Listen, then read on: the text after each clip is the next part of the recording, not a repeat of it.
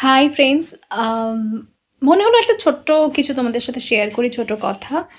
তোমাদের কখনো এরকম ফিল হয়েছে যে তুমি আশেপাশে প্রচুর লোকজন রয়েছে কিন্তু তুমি ফিল করতে পারছো যে এই রকম মানুষ নেগেটিভ, ভীষণ নেগেটিভ ভাইবস হচ্ছে, মন থেকে একটা গাট ফিলিং হচ্ছে যে এর সাথে কথা বলবো না, এর সাথে কথা বলে একটা নেগেটিভ ভাইবস হচ্ছে, এরকম হয় না?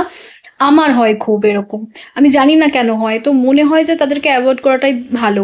তো সবসময় কি বলতো, আমরা তাদেরকে করতে পারি না, কারণ হচ্ছে তুমি কি তোমার আত্মীয়-স্বজনদেরকে এভয়েড করতে পারবে? বেশি করতে পারবে না।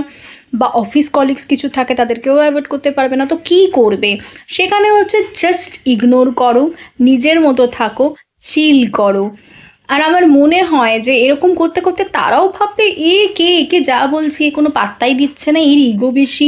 ভাই ভাব তুই যা খুশি, বাট আমি আমার যেই চারপাশে আমি কোনো নেগেটিভ কাউকে চাই না, নেগেটিভ ভাইবস, নেগেটিভ লোক, টক্সিক মানুষ কিচ্ছু চাই না। ভাই ক্ষমা কর, রিলিভ দে আমাকে, আমি ভালো করে থাকতে চাই।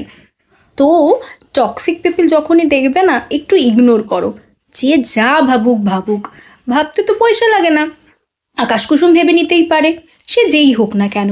আর দেখা হলে হাই হ্যালো, ভালো আছো, টাটা গুড বাই, তুমি তোমার মতো থাকো, আমি আমার মতো থাকি, আমি আমার মতো ভালো থাকি।